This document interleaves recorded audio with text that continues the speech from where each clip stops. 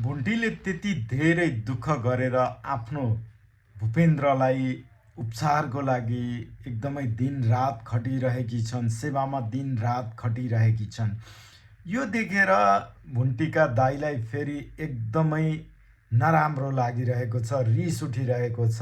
उनले भनिरहेका छन् कि भुन्टी तिमी आएर घरै बस, भूपेन्द्रलाई तिमी सेवा गर्नु पर्दैन, तिमीलाई माया गर्दैन भूपेन्द्रले भनेर सम्झाइरहेका छन्।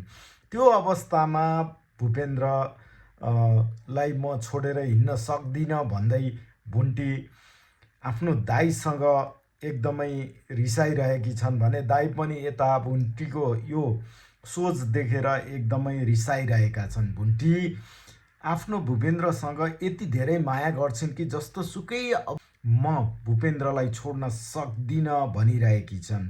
भूपेन्द्रको त्यो अवस्था छ, त्यो अवस्था देख्दाखेरि कसको मन नरोला, तर भुन्टीका दाइको भने अहिले मन फर्किएको छैन, किनकि भूपेन्द्र त्यो अवस्थामा हुँदा पनि भूपेन्द्रलाई भेट्नसम्म भुन्टीका दाइ गएका छैनन् भने यता भुन्टी सेवामा लागिरहेको बेला पनि उनका दाइले भुन्टीलाई त्यहाँ जानु पर्दैन, भूपेन्द्रले तँलाई माया गर्दैन भनेर सम्झाइरहेका छन्। त माइतै बससम्म भन्न भ्याइरहेका छन्।